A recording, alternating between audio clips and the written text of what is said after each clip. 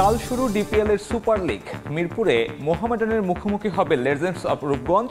বিকেএসপিতে আবাহনীর প্রতিপক্ষ অগ্রণী গাজী খেলবে গুলশানের বিপক্ষে। সিনিয়র ক্রিকেটারদের শূন্যতায় বাংলাদেশ জাতীয় দল। সুযোগের অপেক্ষায় নাইম শেখ। লক্ষ্য 2027 বিশ্বকাপ। বললেন কোচিং স্টাফে দেশীয়রা আশীর্বাদ। আইসিসি নারী ওয়ানডে বিশ্বকাপ বাছাইয়ে কাল উইন্ডিজের সামনে বাংলাদেশ। জিতলেই নিশ্চিত হবে ভারতের টিকিট। আত্মবিশ্বাসে টইটুম্বুর জ্যোতি বাহিনী।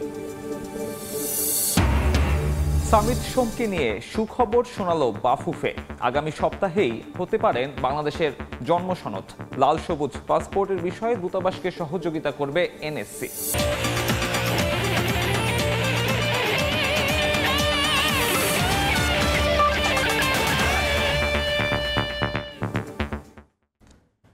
শুরু হচ্ছে ডিপিএল এর সুপার লিগ পর্ব।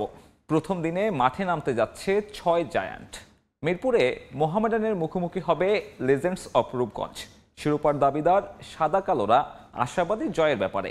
শীর্ষে থাকা আবাহনীর প্রতিপক্ষ অগ্রণী ব্যাংক ক্রিকেট ক্লাব টেস্ট সিরিজের জন্য ক্রিকেটার ছাড়লেও পরিকল্পনায় তেমন কোনো পরিবর্তন আনছে না আকাশী নীলরা। পূর্ণ 2 পয়েন্টের জন্য লড়বে দল, জানিয়েছেন হেড কোচ হান্নান সরকার। আরেক ম্যাচে গাজী গ্রুপ ক্রিকেটার্সের প্রতিপক্ষ গুলশান ক্রিকেট ক্লাব। সবগুলো ম্যাচ শুরু হবে সকাল 9টায়। শিরোপার রেসে শক্ত দাবিদার মোহামেডান। টেবিল টপার আবাহনীকে হারিয়ে তার বার্তাই দিয়ে রেখেছে সাদা কালোরা। তবে দলটা আছে বিপাকে। তামিম ইকবালের অসুস্থতা, অধিনায়ক তাওহিদ হৃদয়ের 2 ম্যাচের নিষেধাজ্ঞা, জাতীয় দলের জন্য গুরুত্বপূর্ণ ক্রিকেটারদের ছেড়ে দেয়া। সুপার লিগের আগে কঠিন চ্যালেঞ্জের মুখে সাদা কালো শিবির। তাই বাধ্য হয়েই নতুন ক্রিকেটার যুক্ত করতে হচ্ছে স্কোয়াডে। বড় নাম মুস্তাফিজুর রহমান। 8 জন প্লেয়ার চলে গেছে, 10 জন আমরা কিছু প্লেয়ার নিয়েছি বাইরে থেকে যারা খেলছে না, এবছর অন্য টিমে খেলেনি। যেমন ফরাদ হোসেন, নাবিল সামাদ চৌধুরী। আমরা কিছু আগেই নিয়েছিলাম নাম ফেরদৌস। মোস্তাফিজের সাথে কথা হয়েছে আমাদের, ও রাজি হয়েছে আমাদের টিমে খেলতে। মোস্তাফিজের একটা ব্যাপারে ইস্যু আছে, সেটা হচ্ছে 2টা ম্যাচ খেলবে, একটা রেস্ট দিতে হবে ম্যান্ডেটরি। আবার 2টা ম্যাচ, 5টা ম্যাচের আমাদের সুপার লিগ। তো আমরা একটু ক্যালকুলেট করে খেলাতে হবে আমাদের। কীভাবে খেলাবো এটা পুরো ম্যানেজমেন্ট একটা ডিসিশন মেকিং করতে হবে সময় নিয়ে। সব চ্যালেঞ্জ পেছনে ফেলে প্রথম ম্যাচে লিজেন্ডস অফ রূপগঞ্জের বিপক্ষে মাঠে নামবে মোহামেডান। আগের দিন বৃষ্টিতে পণ্ড হয়েছে অনুশীলনও। তবে জয়ের ব্যাপারে আশাবাদী দল। একই সঙ্গে শাস্তি কমানোর আবেদন করেছে তাওহিদ হৃদয়ের। হৃদয় তো আপনারা জানেন জাতীয় দলের প্লেয়ার। আমরা ক্লাবের পরে আমরা চিঠি দিয়েছি বোর্ডকে। বোর্ড এটা নিয়ে এখনও হয়তো কাজ করছে। আমরা আশাবাদী একটা ফয়সালা আমাদের হবে। আমাদের মোহামেডান ক্লাবের ঊর্ধ্বতন কর্মকর্তারা এটা নিয়ে কাজ করছে। বৃষ্টি নামার আগেই অনুশীলন সেরেছে আবাহনী। হান্নান সরকারের অধীনে দলের বর্তমান সদস্যরা প্রস্তুতি নিয়েছে সুপার লিগের ম্যাচের জন্য। বৃষ্টির শঙ্কা মাথায় নিয়েই নামতে হবে অগ্রণী ব্যাংকের বিপক্ষে। জাতীয় দলের জন্য ক্রিকেটারদের ছাড়তে হলেও পরিকল্পনায় খুব একটা পরিবর্তন আসছে না আকাশী নীলদের। তারাও চোখ রাখছেন জয়ে। আমরা জানতাম যে আমাদের এই 3 জন প্লেয়ার যারা শান্ত, মমিনুল এবং নাহিদ 3 জন চলে যাবে। তো আমাদের যেহেতু বাজেটের একটা ব্যাপার ছিল, সেখান থেকে বাজেটের সঙ্গে মিলিয়ে কীভাবে ব্যাকআপ এদের 3 জনকে রিপ্লেস করার মতো প্লেয়ার যাদেরকে নেওয়া দরকার, আমরা কিন্তু সেভাবে টিমটা গুছিয়ে রেখেছিলাম। সো আমরা খুব বেশি সারপ্রাইজ না, আমরা রেডি টু গো। আমরা সেভাবেই চিন্তা করে রেখেছিলাম এবং নিশ্চিতভাবেই যারা এখন খেলবে তাদের জায়গায় তারাও জানতো যে তাদের অপরচুনিটিটা হয়তো সুপার লিগে যেই তারা পাবে। হয়তো বা সুপার লিগের আগে 1-2টা ম্যাচ হতে পারে, সেটা আমরা জানতাম। বাট তারা এই সময়টা এসে অপরচুনিটি পাবে, সেভাবে তারা মেন্টালি এবং তারা প্র্যাকটিস সেশনগুলোতে সেভাবে নিজেদের প্রস্তুত করেছিল। বিকেএসপিতে গাজী গ্রুপ ক্রিকেটার্স মাঠে নামবে গুলশান ক্রিকেট ক্লাবের বিপক্ষে। ম্যাচ সামনে রেখে প্রধান কোচকে ছাড়াই অনুশীলন করেছে গুলশান। তারেক হাসান শিমুল, সময় সংবাদ, ঢাকা। ভাঙাচোরা দল আর আর্থিক সংকট, এত সব প্রতিবন্ধকতার পরেও চলতি ডিপিএলে সফলতম দল আবাহনী লিমিটেড। দলকে শীর্ষে রেখে সুপার লিগে নিতে সবচেয়ে বড় অবদান কোচ হান্নান সরকারের। আকাশী নীলের প্রতি ভালোবাসা থেকেই ফিরিয়ে দিয়েছেন অন্য দলের থেকে পাওয়া বেশি বেতনের প্রস্তাবটাও। আবাহনীর সাফল্যের পেছনের গল্প জানিয়েছেন সময় সংবাদে। দেশের ক্রিকেটের আঁকড়ে থাকা সংস্কৃতির মাঝে যিনি বিপরীতে হেঁটেছেন তিনি হান্নান সরকার। জাতীয় দলের নির্বাচকের দায়িত্ব ছাড়া এই সাবেক ওপেনার এখন চলতি ডিপিএল এর সবচেয়ে সফল কোচ। কোচিং পেশার প্রতি তার আগে থেকেই ছিল দুর্বলতা। ক্রিকেট ছাড়ার আগে লেভেল 1 আর এরপর করেন লেভেল 2। কেমন যাচ্ছে কোচ হান্নান সরকারের দিনকাল জানালেন নিজেই। 2011-তে যখন খেলা ছাড়ি তখনই আমি কোচিং পেশায় এসেছিলাম। তারপরে বিভিন্ন প্রেক্ষাপটের কারণে 3-4 বছর বেসিক্যালি আমি কোচিং করানোর পরে তারপরে এজ গ্রুপ সিলেক্টর হিসেবে জয়েন করি, তারপরে ন্যাশনাল সিলেক্টর, তারপর আবার সেই কোচিংয়ে ফিরে আসা। মাঝখানে 9 বছরের একটা গ্যাপ কোচিং ক্যারিয়ারের জায়গাতে। সময়ের সঙ্গে সঙ্গে সেই যে ওয়েট করছিলাম কখন সেই সুযোগটা কাজে লাগাবো, আমার মনে হয় যে এখনই রাইট টাইম, এবং সেই জায়গাটায় আমি ডিসিশন মেক করি এবং আলহামদুলিল্লাহ আমি খুব এনজয় করছি। অথচ এবারে ডিপিএলে আবাহনী নয়, হান্নান সরকারের থাকার কথা ছিল ভিন্ন কোনো দলের ডাগআউটে। বেশি বেতন আর তুলনামূলক শক্তিশালী স্কোয়াড রেখে আকাশী নীলে নাম লেখানোর কারণ পুরনো প্রেম। আগে কিন্তু আমি অন্য একটা টিমের সঙ্গে কনফার্ম ছিলাম এবং আমি সেই টিমটা গোছানোর ক্ষেত্রে ভূমিকাও রাখছিলাম। বাট আবাহনী যে কোনো একটা প্রেক্ষাপটের কারণে তারা চিন্তা করেছে এই মুহূর্তে আমাকে গেলে তাদের খুব হেল্প হয়, তো সেই একটা জায়গা ছিল। পাশাপাশি আর্থিক একটা ব্যাপার তো অবশ্যই ছিল।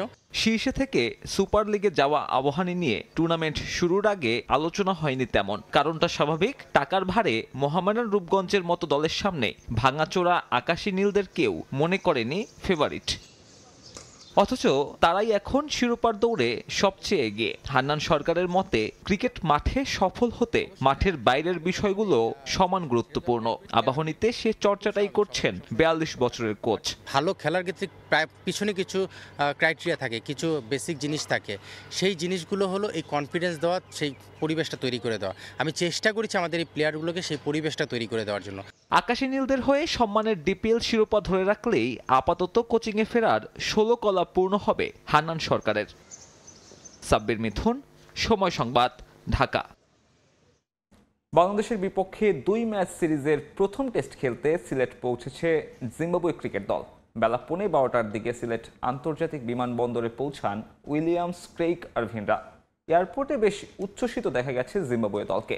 বডি ল্যাঙ্গুয়েজ দেখেই বোঝা গেছে এবারে বেশ আত্মবিশ্বাসী তারা। এয়ারপোর্টে নেমেই সরাসরি টিম হোটেলে চলে যায় জিম্বাবুয়ে দল। এবার পূর্ণ শক্তির দল নিয়ে বাংলাদেশে খেলতে এসেছে সফরকারীরা। চোট কাটিয়ে জিম্বাবুয়ের টেস্ট দলে ফিরেছেন উইলিয়ামস।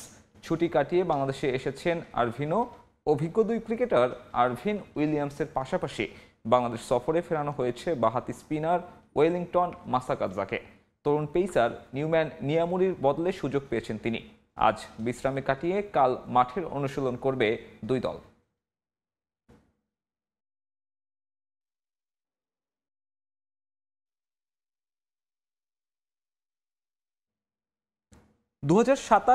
বিশ্বকাপ সামনে রেখে নিজেকে নতুন করে প্রস্তুত করছেন ওপেনার নাঈম শেখ।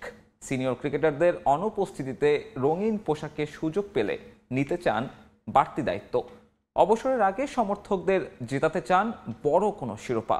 নাঈমের কাছে টাইগারদের কোচিং স্টাফে দেশি কোচের নিয়োগ বড় আশীর্বাদ। মাহবুব রিমনের রিপোর্ট। 8 বছর ধরে খেলছেন ঢাকা প্রিমিয়ার লিগ, তবে এমন অলমমধুর অভিজ্ঞতা পাননি আগে। নিজের ব্যাট এসেছে অথচ নাঈম শেখের দল প্রাইম ব্যাংক জায়গা করে নিতে পারেনি সুপার লিগে। তাতে সপ্তাহ 2 বিশ্রাম মিলেছে। অবশ্য ব্যস্ত সূচির আগে যাকে দেখছেন সাপে বর। সামনেই এ দলের সিরিজ, এরপর শ্রীলঙ্কার বিপক্ষে পূর্ণাঙ্গ সফর। ঘরোয়া লিগের ফর্মের বিবেচনায় রঙিন পোশাকে প্রত্যাবর্তনের অপেক্ষায় নাঈম শেখ। সাকিব, মুশফিক, তামিম, রিয়াদদের অবসরে ওয়ানডেতে সৃষ্টি হওয়া শূন্যতায় সুযোগ পেলে ঘরোয়া লিগের ফর্মকে ন্যাশনাল সার্কিটে টেনে আনতে চান নাঈম। দৃষ্টি তার আরও সুদূরে। লম্বা চিন্তা করেন, আপনি যদি ড্রিমই না দেখেন যে আমি ওয়ার্ল্ড কাপ জিততেছি, আমি ওয়ার্ল্ড কাপ ট্রফি ধরতেছি, এগুলি যদি ফিল না করেন, এখন আমাদের দেশে ক্রিকেট হয়তো অনেকে চিন্তা করতে পারে যে আসলে চান্স পাওয়ার, আসলে আমি চান্স পাওয়া নিয়ে না পাওয়া নিয়ে ওয়ারিড না, কারণ আমি আমার প্রসেস অনুযায়ী যাব। যখন অপরচুনিটি আসবে আমি 100% চেষ্টা করব। আমি চিন্তা করি যে আমরা বাংলাদেশ টিম কীভাবে চ্যাম্পিয়ন হবো, এই চিন্তা করতেছি যে আমি যে মাইন্ড সেট আপে এখন খেলতেছি, সবাই সবার মতন করে মাইন্ড সেট আপ রাখতেছে, কার কাছ থেকে কি শেখা যায়। টাইগারদের সিনিয়র সহকারী কোচ সালাউদ্দিনের শুরু, সবশেষ জিম্বাবুয়ে সিরিজে সোহেল ইসলাম। দেশি কোচদের সাম্প্রতিক সময়ে মূল্যায়ন করছে বিসিবি। নাঈমের মতে ক্রিকেটারদের হাতের তালুর মতোই চেনায়, যা তাদের জন্য আশীর্বাদ। এরা ছোটবেলা থেকে কিন্তু আমাদের দেখতেছে, এরা কিন্তু আমাদের দেখলেই বুঝে যে ওর আসলে এখন কি প্রয়োজন, ওর কি গ্রো আপ করা উচিত। তো এইরকম যখন বড় বড় কোচরা যখন চোখের সামনে এত রকমের কোচিং মেথড এদের কাছে থাকে, এদের কাছে নলেজ নেওয়া ছাড়া আমি মনে করি যে এটা আমাদের জন্য অনেক বড় অপরচুনিটি। এটা নট অনলি আমার ব্যাচ, আপনি সিনিয়র প্লেয়ারদের দেখবেন যে এরা এদের ফাহিম স্যার, সালাউদ্দিন স্যার, সুন স্যার এদের কাছ থেকে নেওয়ার চেষ্টা করছে। নিজেকে প্রতিনিয়তই পরিবর্তন করছেন নাইম শেখ, দেখছেন টেকনিকে আরও উন্নতির সুযোগ, যে জন্য সুযোগ পেলে কাজ করতে চান দেশি কোচদের সঙ্গে, নিয়মিত পরামর্শ নিচ্ছেন সিনিয়রদের কাছ থেকেও। সিচুয়েশনগুলো এখন আমাদের নেওয়া উচিত। মাহবুব রিমন, সময় সংবাদ, ঢাকা। যুক্তরাষ্ট্রে অনেকটাই নির্বাসিত জীবন পার করছেন সাকিব আল হাসান। সাবেক অধিনায়কের অনেক কিছুতেই বোধোদয় হয়েছে, তবে রাজনীতিতে যোগ দেওয়ার সিদ্ধান্তকে ভুল বলে মনে করেন না তিনি। স্বপ্ন দেখেন এখনও বাংলাদেশের জার্সিতে খেলার, অবসর নিতে চান দেশের মাটিতে। কোনোদিন একদিন নক্ষত্রেরও পতন হয়। দেশের ক্রিকেটে সাকিব নিজেই তো একটা নক্ষত্র, তবে ক্যারিয়ারের সায়ান্নে সে বয়সের ভারে নুজো নয়। সাকিব দেশান্তরী রাজনৈতিক পটভূমি পরিবর্তনে। 1.5 যুগের বেশি ক্রিকেট ক্যারিয়ারে কত শত অর্জন, তবে সমালোচনাও কম নয়। কিন্তু বেলা শেষে ভুলগুলো নিয়ে সাকিবের হয়েছে বোধোদয়। নীরবতা ভেঙে জানিয়ে খোলামেলা কথা বলেছেন ইংলিশ পত্রিকা ডেইলি সানের সঙ্গে। অনেকেই বলেন রাজনীতিতে যোগ দেওয়া বড় ভুল সাকিবের, ক্রীড়াবিদদের এখানে চড়াতে মানা। তবে সাকিবের জবাব স্পষ্ট। যদি আমার রাজনীতিতে আসা ভুল হয় তাহলে সব পেশার মানুষেরই তা ভুল। নাগরিক হিসেবে এটা আমার অধিকার। আমি আমার এলাকার মানুষের জন্য কাজ করতে চেয়েছি। আমি এখনো অনুভব করি মাগুরার মানুষ আমাকে চায়, এবং যদি আবার প্রতিদ্বন্দ্বিতা করি তাহলে আমিই জিতব। আপনি কোনো সিস্টেমের অংশ না হয়ে পরিবর্তন কিভাবে আনবেন? আমার উদ্দেশ্য সৎ ছিল এবং আমি কিছু পেতে রাজনীতিতে আসিনি। গেল বছর জুলাই আগস্টে বৈষম্য বিরোধী আন্দোলন চলাকালীন নীরব ভূমিকার জন্যই বর্তমান পরিস্থিতির মুখোমুখি হয়েছেন সাকিব। সমালোচিত হয়েছেন দেশ যখন আন্দোলনে উত্তাল তখন স্ত্রীর সঙ্গে পার্কে ঘোরাঘুরি এবং সেই ছবি শিশিরের ফেসবুকে পোস্ট করা নিয়েও। এটা পূর্ব পরিকল্পিত একটা পারিবারিক ভ্রমণ ছিল। যদিও আমি নিজে এটা পোস্ট করিনি, তবুও এর দায়ভার নিচ্ছি। একজন পাবলিক ফিগার হয়ে আমার আরও সচেতন হওয়া উচিত ছিল। আমি বুঝতে পারছিলাম না কি করতে হবে এবং কোনটা কার্যকর হবে। সরকার এবং অন্যরা আমাকে পোস্ট করতে বলেছিল, কিন্তু তাতে কি লাভ হতো? আমি যদি সরাসরি কোনো পরিবর্তন আনতে না পারি তবে ফাঁকা বুলি আউড়ে কি লাভ? এখনো দেশের মাটিতে ক্যারিয়ারের শেষ ম্যাচটা খেলার ইচ্ছা সাকিবের। বোর্ড সভাপতিকে জানিয়েছেন এখন শারীরিক আর মানসিক দুইভাবেই তিনি খেলার জন্য প্রস্তুত। আমি এখন এমপি না, রাজনীতিতেও নেই। এরপরও যদি না খেলতে পারি সেটা অনৈতিক। একটা সিরিজ, 2টা সিরিজ কিংবা যতদিন পারি আবার খেলতে চাই। দেশের মাটিতে বিদায় নিতে চাই। তবে বাস্তবতা সাকিব এখন হত্যা মামলার আসামি, জব্দ তার ব্যাংক অ্যাকাউন্ট, নাম এসেছে শেয়ার বাজার আর আর্থিক কেলেঙ্কারিতেও। কাকড়ার খামারের 35% শেয়ার আমার, বাকিটা অন্যদের। সমস্যা হলো সবাই আমাকে দোষারোপ করছে, অথচ আমি নিজের পকেটের টাকা দিয়ে খামারটা চালু রাখার চেষ্টা করেছি। শেয়ার বাজারে আমি নিজে কোনো ট্রেড করিনি, অন্য একজনের মাধ্যমে বিনিয়োগ করেছিলাম। তাতে সব টাকা ডুবে গেছে। কেউ যদি প্রমাণ করতে পারেন আমি 1 টাকা লাভ করেছি, সব দিয়ে দেব। নতুন সরকার সৎভাবে কাজ করছে বলেই মত সাকিব আল হাসানের। বললেন বিভ্রম ভাঙায় নিজের ভুলগুলো বুঝতে পারছেন স্পষ্টভাবেই। মাহবুব রিমন, সময় সংবাদ। নারী বিশ্বকাপ বাছাইয়ের খবর। ভারতের টিকিট নিশ্চিতের ম্যাচে মাঠে নামছে টুর্নামেন্টে অপ্রতিরোধ্য থাকা দল বাংলাদেশ। প্রতিপক্ষ ওয়েস্ট ইন্ডিজ। বিগ ম্যাচের আগে দলকে নির্ভর করছে ব্যাটারদের ফর্ম। লাহোরে ম্যাচ শুরু বৃহস্পতিবার সকাল 10:30টায়। জানুয়ারি থেকে এপ্রিল একই সমীকরণ, সেই একই প্রতিপক্ষ। জিততেই হবে, জেতা উচিত যদি মিলতে হয় বিশ্বকাপের টিকিট। সেবার সেন্ট কিটস আর নেভিসের সমীকরণ ছিল ওয়েস্ট ইন্ডিজের বিপক্ষে 3 ম্যাচে পেতে হবে 3 পয়েন্ট। তবে 2 ওয়ানডে হারে টাইগ্রিসদের খেলতে হচ্ছে বাছাই পর্বে। অবশ্য সেখানে বাংলার জয়িতাদের দাপট 3-on-3। 6 দলের টুর্নামেন্টে এখন পর্যন্ত 3 ম্যাচে 6 পয়েন্ট ঝুলিতে। ভারত বিশ্বকাপে জায়গা করে নিতে মোটে চাই আর একটা জয়। হিসেবটা এমন নয় ক্যারিবিয়ান নারীদের বিপক্ষে এই ম্যাচে পা হরকালে আর সুযোগ থাকবে না। সেক্ষেত্রে জিততেই হবে পাকিস্তানের বিপক্ষে শেষ ম্যাচে। তবে ওসব সমীকরণের মার প্যাচে যেতে চায় না বাংলাদেশ। লাহোরে এই ম্যাচ জিতেই করতে চায় উৎসব। সে পালে জোরসে হাওয়া লাগছে বাংলার জয়িতাদের রান উৎসব। দায়িত্ব নিয়ে গেল কয়েক বছরের বদনাম ঘুচিয়ে ব্যাটিংয়ে দারুণ উন্নতি সারোয়ার ইমরান শীর্ষদের। আর যেখানে captain Nigar leading from the front, 70, 101, 51 আর সবশেষ ম্যাচে আনবিটেন 83। এই জ্যোতিকে থামাবে কে? শারমিন সুপ্তাও আছেন ক্যারিয়ারের সেরা ছন্দে। ঋতুমণি, ফারজানা পিঙ্কিরাও জ্বলে উঠছেন দলের প্রয়োজনে। সব মিলিয়ে এ যেন এক স্বস্তির সুবাতাস। বোলিংও বিশ্বকাপ বাঁচিয়ে টাইগ্রেসদের আধিপত্য। শুরুতে ব্রেক থ্রু এনে দিচ্ছেন পেসার মারুফা। নাহিদা সুমনাদের স্পিন বিশ্বের নীল প্রতিপক্ষ। সব মিলিয়ে বোলিং আর ব্যাটিং এই দুই বিভাগে আপাতত খুঁত নেই, কিন্তু তাই বলে পুরোপুরি নির্ভর নয় বাংলাদেশ। দুশ্চিন্তার নাম ফিল্ডিং।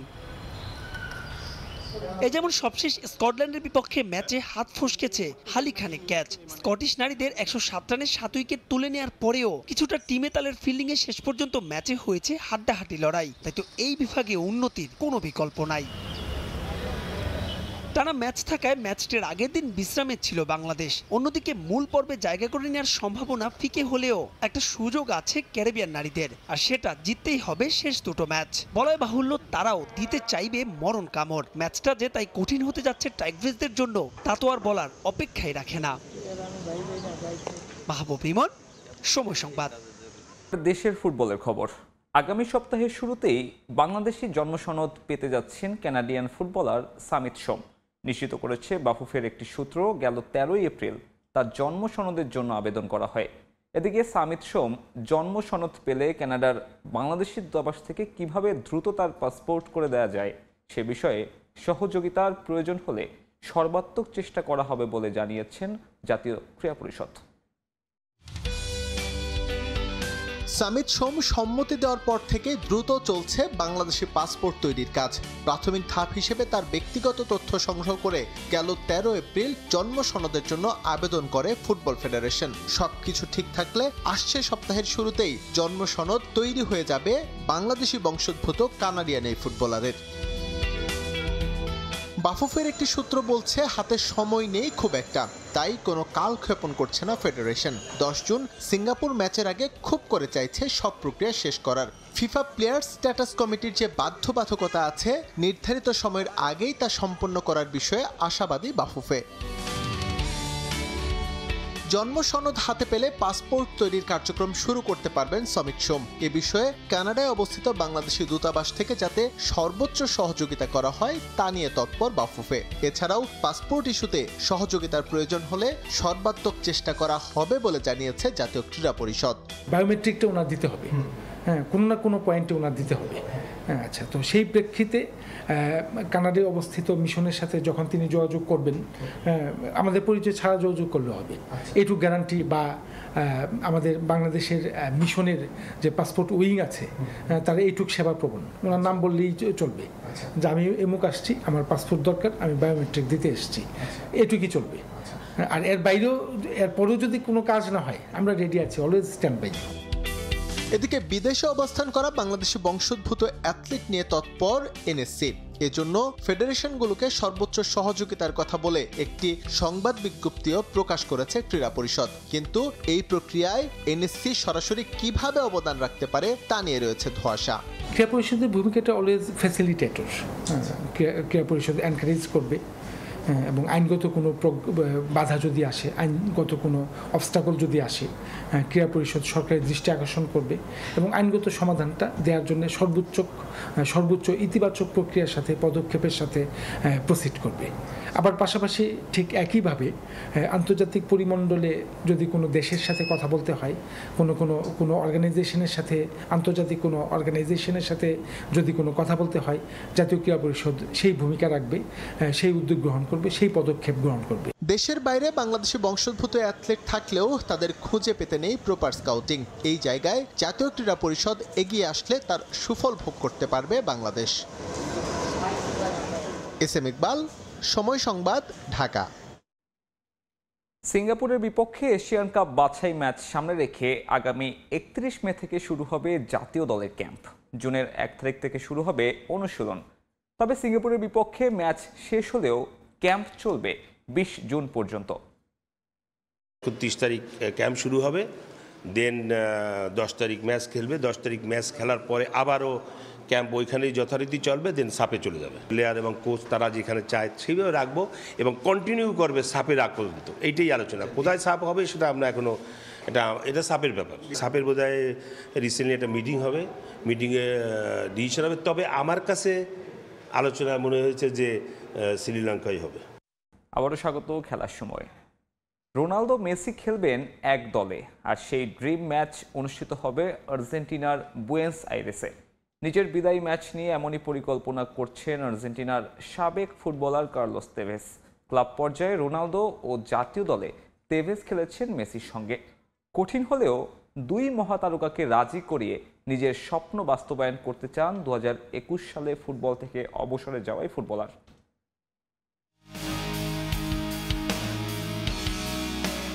বিশ্বের সবচেয়ে জনপ্রিয় দুই ক্রীড়াবিদ, ফুটবলে তাদের দ্বৈরথ উপভোগ করেছে শত কোটি মানুষ। ইউরোপ ছেড়ে মেসি রোনালদো ভিন্ন দুই মহাদেশে পাড়ি জমালেও এখনও সমর্থকরা নিজ তারকার পক্ষ নিয়ে তর্কে জড়ান। মোহাম্মদ আলী, জো ফ্রেজিয়ার, ফেদেরার, নাদাল, হলিফিল্ড, মাইক টাইসনদের দ্বৈরথ বিশ্বজুড়ে আলোচিত হলেও রোনালদো মেসির রাইভালরি অন্য পর্যায়ের। দুজনই ক্যারিয়ারের শেষ পর্যায়ে চলে এসেছেন। 2026 ফিফা বিশ্বকাপের পর হয়তো আর পেশাদার ফুটবলে দেখা যাবে না এই দুই তারকাকে, তবে তার আগেই দেখা যেতে পারে ড্রিম ম্যাচ। কোটি মানুষের কল্পনাকে সত্যি করে এক দলে খেলবেন মেসি রোনালদো, আর সেই ম্যাচ হবে আর্জেন্টিনার বুয়েনোস আইরেসে। হঠাৎ করেই এই আলোচনা সামনে এনেছেন রোনালদো মেসির সাবেক সতীর্থ কার্লোস তেভেস। 2021-এ পেশাদার ফুটবলকে বিদায় জানানো তেভেস ম্যানচেস্টার ইউনাইটেডে খেলেছেন রোনালদোর সঙ্গে, আর জাতীয় দলে মেসি তার দীর্ঘদিনের সতীর্থ। সম্প্রতি এক সাক্ষাৎকারে নিজের বিদায়ী ম্যাচ নিয়ে পরিকল্পনার কথা জানান তেভেস। সেই ম্যাচে রোনালদো মেসিকে এক দলে নিয়ে একটি প্রীতি ম্যাচ আয়োজনের প্ল্যান করছেন আর্জেন্টিনার হয়ে 76 ম্যাচ খেলা এই ফরওয়ার্ড। ম্যান ইউনাইটেডে রোনালদোর সঙ্গে 2 মৌসুম খেলেছেন তেভেস, জিতেছেন চ্যাম্পিয়ন্স লিগ সহ 6টি শিরোপা। CR7-এর সঙ্গে এখনও ভালো সম্পর্ক দাবি করে তেভেস বলেন, অনুরোধ করলে অবশ্যই তার বিদায়ী ম্যাচ খেলতে রাজি হবেন পর্তুগিজ মহাতারকা। আর মেসির সঙ্গে এক দশক জাতীয় দলে খেলায় এই প্রস্তাবে ইন্টার মায়ামি তারকার রাজি না হওয়ার কোনো কারণ দেখছেন না তেভেস। LM10-এর সঙ্গেও বজায় রেখেছেন সুসম্পর্ক, আর খেলাটা বুয়েনোস আইরেসে বোকা জুনিয়র্সের মাঠে হওয়ায় মেসিকে পাওয়াটা সহজই হবে বলে আশা করছেন সাবেক এই ফুটবলার। তবে কবে আয়োজন হবে সেই ড্রিম ম্যাচ সেটা এখনও চূড়ান্ত হয়নি। দুই তারকার সম্মতি পেলেই ঠিক হবে দিনক্ষণ। 2001 সালে বোকা জুনিয়র্সের জার্সিতে পেশাদার ক্যারিয়ার শুরু করেন তেভেস। এরপর ব্রাজিল, ইংল্যান্ড, ইতালি, চীনে খেলে আবারও বোকা জুনিয়র্সে এসেই শেষ করেন ক্যারিয়ার। 2022-এ ম্যানেজার হিসেবে রোসারিও সেন্ট্রালের দায়িত্ব নেন তেভেস। এরপর ক্লাব অ্যাথলেটিকো ইন্ডিপেন্দিয়েন্তের হয়েও কাজ করেছেন এক মৌসুম। তবে এখন কোনো ক্লাবের সঙ্গে যুক্ত নেই সাবেক এই ফুটবলার। সাজিদ মুস্তাহিদ, সময় সংবাদ। আবারও স্বাগত খেলার সময়। ডেডলি মাউন্টেন, তুষার ধস প্রবণতা সহ নানা কারণে এভারেস্ট জয় থেকে অন্নপূর্ণা এক বিজয়কে অনেক বেশি কঠিন মনে হয়েছে পর্বতারোহী বাবর আলীর। ভবিষ্যতে পৃষ্ঠপোষকতা পেলে 8000 মিটারের সব শৃঙ্গে লাল সবুজের পতাকা ওড়ানোর আশা তার। বিস্তারিত জানাচ্ছেন পার্থ প্রতিম বিশ্বাস। স্বপ্ন দেখেছিলেন পৃথিবীর 10ম সর্বোচ্চ উচ্চতার পর্বত অন্নপূর্ণা এক জয়ের। সেই স্বপ্নকে জয় করতেই গত 7 এপ্রিল নেপালে অবস্থিত 26,545 ফুট উচ্চতার এই পর্বত আরোহণ করেন চট্টগ্রামের সন্তান ডাক্তার বাবর আলী। অভিযান শেষে দেশে ফিরেছেন তিনি। বুধবার সকালে বাবরের ক্লাব ভার্টিক্যাল ড্রিমার্স সংবাদ সম্মেলন এবং জাতীয় পতাকা প্রত্যার্পণ অনুষ্ঠানের আয়োজন করেন নগরীর আলিয়াস প্রসেস মিলনায়তনে। এ সময় এভারেস্ট জয় থেকেও অন্নপূর্ণা এক আরোহণ অনেক বেশি কঠিন ছিল বলে জানান বাবর আলী। এই পর্বতটা আসলে এত ডেডলি একটা মাউন্টেন, সবাই চায় এটাতে কত অল্প সময় থেকে অভিযানটা শেষ করে আসবে, কারণ যত বেশি সময় থাকবেন তত ঝুঁকি থাকে। আমার এক সময় মনে ছিল আমার এই আঙ্গুলটা একটু কালো হতে শুরু করেছিল, আমি ওই সময় খুব ভয় পেয়ে গেছিলাম। পরে লাকিলি ওরকম খারাপ কিছু হয়নি। পৃথিবীতে 8000 মিটার কিংবা এর চেয়ে বেশি উচ্চতার পর্বত আছে 14টি। ভবিষ্যতে পৃষ্ঠপোষকতা পেলে সবকটি শৃঙ্গে লাল সবুজের পতাকা ওড়ানোর আশা বাবর আলীর। পৃষ্ঠপোষকতা আছে দেখে অনেকটুকু সহজ, কিন্তু আমাদের মতো দেশে মানে যেহেতু এটা এখনো ওইভাবে এপ্রুভড স্পোর্টস না, এই মুশকিলটুকু তো অবশ্যই থাকে। 8000 মিটার পর্বত আছে, তো এর মধ্যে মাত্র 3টা হলো এভারেস্ট লোকসে, মানে প্রথম সর্বোচ্চ, চতুর্থ সর্বোচ্চ আর 10ম সর্বোচ্চ হলো। বাকি ধীরে ধীরে 11টা। আমি নেক্সট টার্গেট আমি বলবো মানাসলু, যদি আমি বলি 8th হাইয়েস্ট মাউন্টেন যেটা। 1950 সালে প্রথম 8000ই পর্বত হিসেবে সামিট হয় অন্নপূর্ণা। এই 75 বছরে সবগুলো 8000 মিটার পর্বত সামিটের কীর্তি আছে সমগ্র বিশ্বের 71 জন পর্বতারোহীর। পার্থপ্রতিম বিশ্বাস, সময় সংবাদ, চট্টগ্রাম। এ পর্যায়ে খেলার সময়ের শীর্ষ সংবাদ জানিয়ে দিচ্ছি আরেকবার। কাল শুরু ডিপিএল এর সুপার লিগ। মিরপুরে মোহামেডানের মুখোমুখি হবে লেজেন্ডস অব রূপগঞ্জ। বিকেএসপিতে আবাহনীর প্রতিপক্ষ অগ্রণী, গাজী খেলবে গুলশানের বিপক্ষে। আইসিসি নারী ওয়ানডে বিশ্বকাপ বাছাইয়ে কাল উইন্ডিজের সামনে বাংলাদেশ। জিতলেই নিশ্চিত হবে ভারতের টিকিট। আত্মবিশ্বাসে টইটুম্বুর জ্যোতি বাহিনী। সামিত সোমকে নিয়ে সুখবর শোনালো বাফুফে। আগামী সপ্তাহেই হাতে পাবেন বাংলাদেশের জন্ম সনদ। লাল সবুজ পাসপোর্টের বিষয়ে দূতাবাসকে সহযোগিতা করবে এনএসসি। এই ছিল খেলার সময়ে। সঙ্গে থাকুন সময়ের।